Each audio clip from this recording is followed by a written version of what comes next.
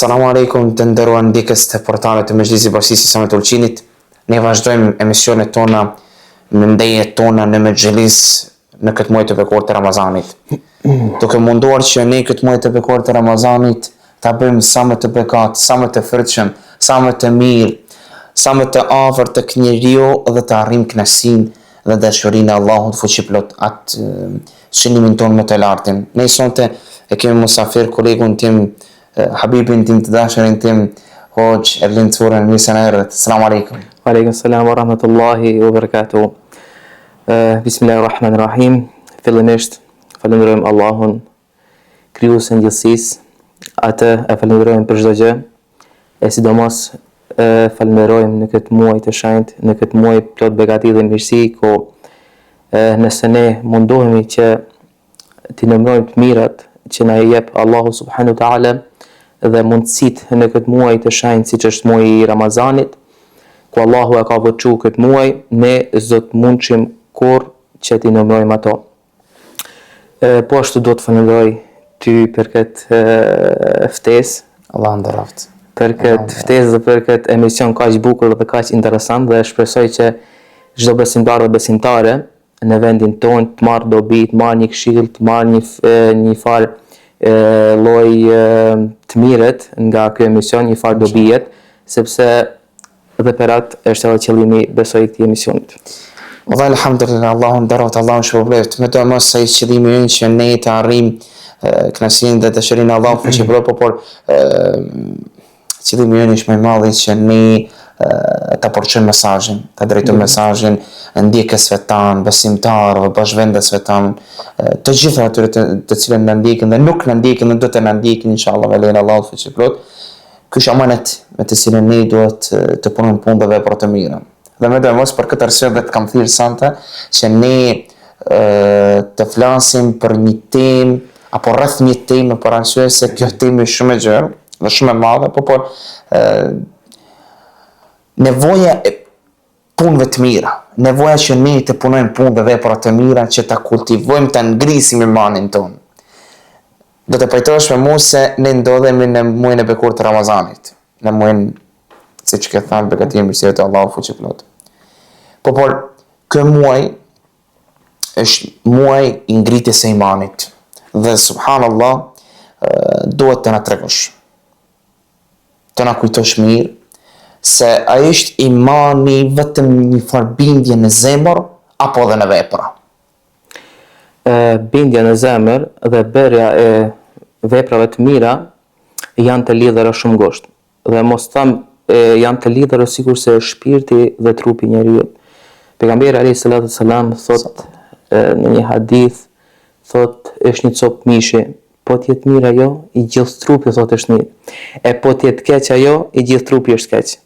Kujdes thot, ajo thot është zemra. Pra, automatikisht nëse zemra jon, nëse besimi jon, nëse imani jon është në rregull, ne duhet ta shfaqim atë. Duhet ta shfaqim përmes gjuhës, duhet ta shfaqim përmes dorës tonë, duhet ta shfaqim përmes shikimit tonë, duhet ta shfaqim përmes veprave tona. Kemi raste ndryshme ku shpeshherë ndëgjoj, mirë po vjen keq kur ndëgjoj njerëz të cilët thonë unë sot e kam zemrën e mirë. Asnjë vepër të ti nuk e lidh me imanin dhe me atë të cilën pohon. Mendon se zemra e mirë do të pështoj.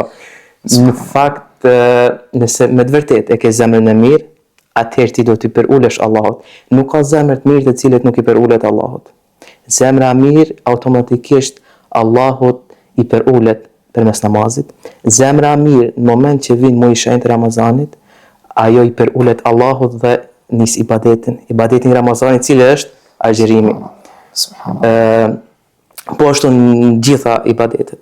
Allahu subhanahu wa taala thot në Kur'an, me të vërtet thot me përmendjen e Allahut zemra qetësohet.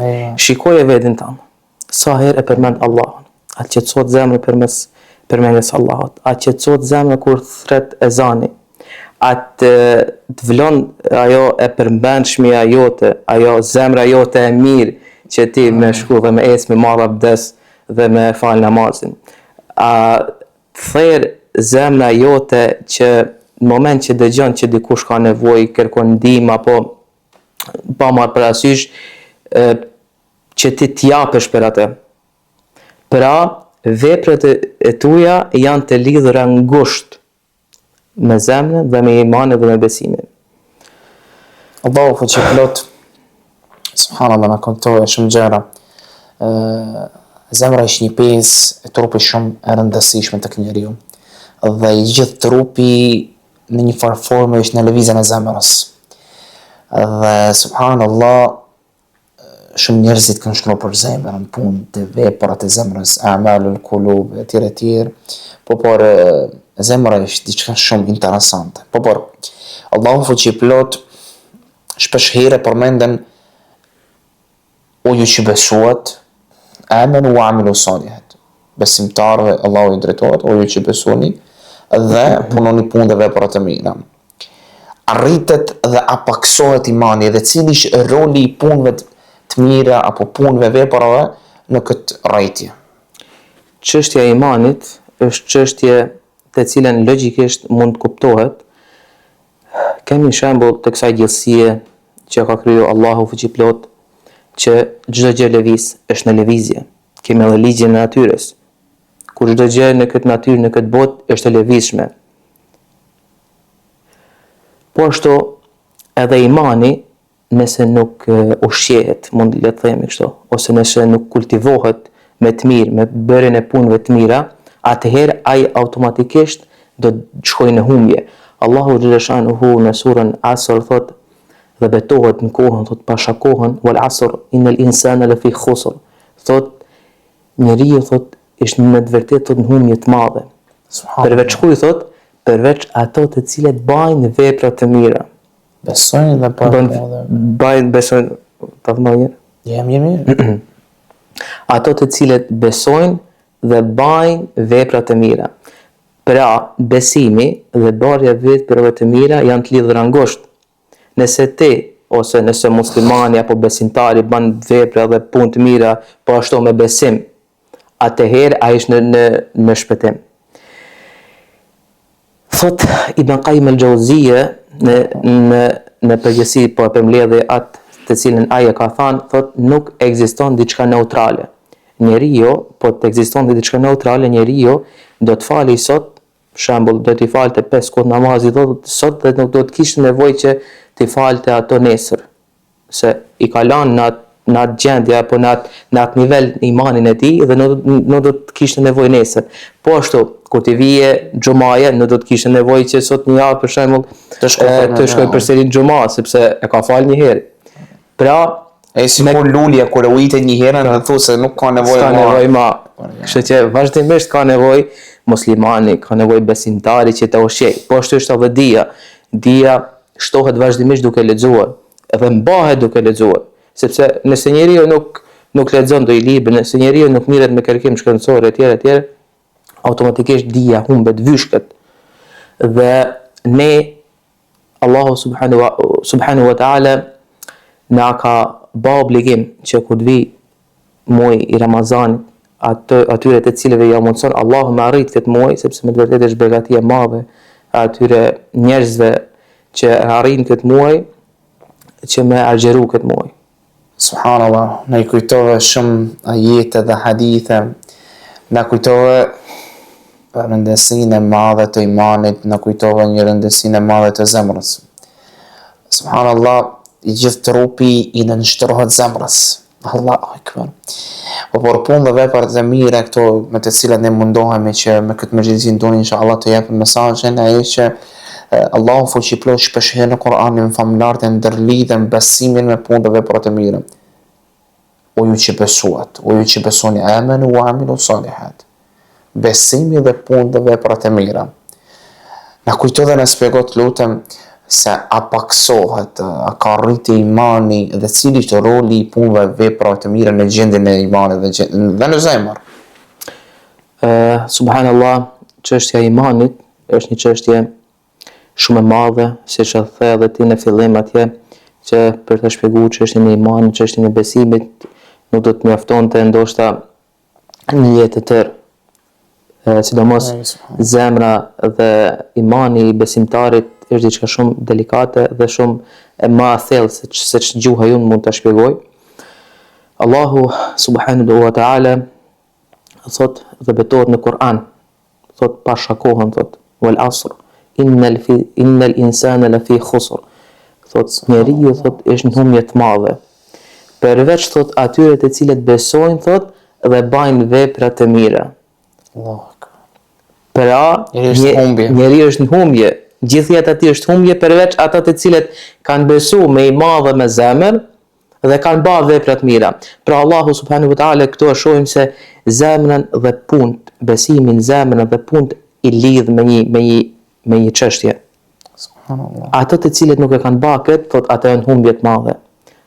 Pa marrë parasysh se njeriu e gënjen veten, mendon se është në rrugë drejt, mendon se mundet me shku tek Zoti pa vepra, mendon se e ka Pa munduar. Po, është në rrugë të drejtë.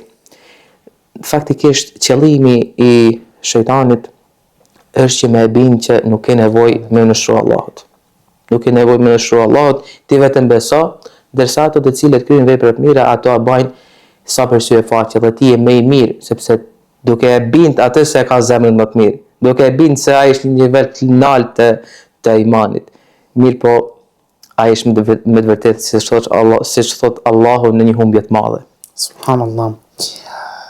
Kemë përmendur punë dhe vepra të mira, janë të shumta, por si ndikon për shembull namazi, sadaka, lidhjet farafisnore, duke ditur se ky muaj i Ramazanit është muaj begative, siç kemi thënë, dhe këto janë një begati të cilët na kujtojnë begati të shumta në gjendjen shpirtërore të njeriut. Si ndikojnë? Siç e dim gjithë, Allahu subhanahu wa ta'ala, pejgamberi alayhis salam, pasi që ja tha beso, i tha kryej namazin, i tha obligim me ke namazin. Prandaj dhe ne, si çështën më të madhe të jetës tonë, do të kemi namazin, do të kemi përulësi ndaj Allahut. Shumë pak njerëz e dinë, ndoshta edhe nuk e dinë, ndoshta edhe e dinë se namazi lidhje direkte e besimtarit ndaj Allahut fuqiplot. Kemi rastin e Musës alayhis salatu wassalam që tregohet shkonte në një kodër atje, Allahu e përmend në Kur'an në fakt 136 herë Musën alayhis salam, mirë po unë po do me tregu historinë e tij, shkonte në kodër dhe fliste me Allahun. Wa kalama Allahu Musa taklima. Allahu dhe Musa kishin një folje drejt për drejt. Dhe neve, umetit e pejgamberit alayhis salam Muhamedi sallallahu alaihi wasallam, në një formë tjetër kemi një lidhje më të veçantë. Cila është ajo lidhje? Është namazi. Musa ishte ai i cili kishte begatin, por vetëm Musa edhe u desha që të ngjiten në një kodër për të folur me Allahun. Pikërisht. Derisa ne si besimtarë, si ummeti i pejgamberit alayhis salam, në çdo kohë, në çdo vend, e kemi mundësinë që të bëjmë tekbir, të lidhemi në namaz dhe të kemi të folur drejt për drejt me Allahun subhanahu wa taala. Allahu akbar. Shpeshherë ne i harom të begati dhe mirësi. Subhanallah, të kish komunikim kur njeriu shpeshherë kujtohet se kam një komunikim me një shok, me një të afërt, ndihesh mirë. Pikërisht. Lartësohesh.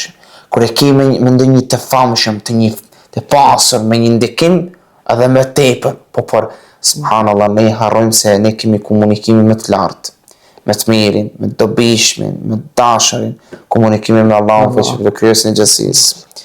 Subhanallah, na tregon se a ka vepra të vogla që kanë ndikim të madh në iman, subhanallah. Sigurisht, ne i neglizhojmë ndonjëherë veprat e vogla, nuk i japim rëndësi.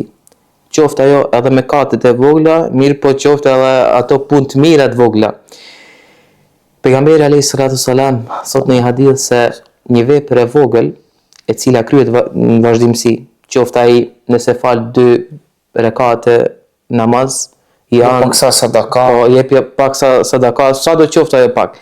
Nëse i buzëqesh një njeriu, nëse i ndihmon një njeriu në rrugë atje, nëse mundohet që për çdo ditë më aba kusht veti që me kry një punë të mirë, e vogël, shumë e vogël, ndoshta të merr 10 sekonda punë. Mirë po më e bë atë për çdo ditë, ai është më hajre se sa më e bë një ditë dhe mos më e bë ndoshta me muaj tërë ose me vite ose etj etj.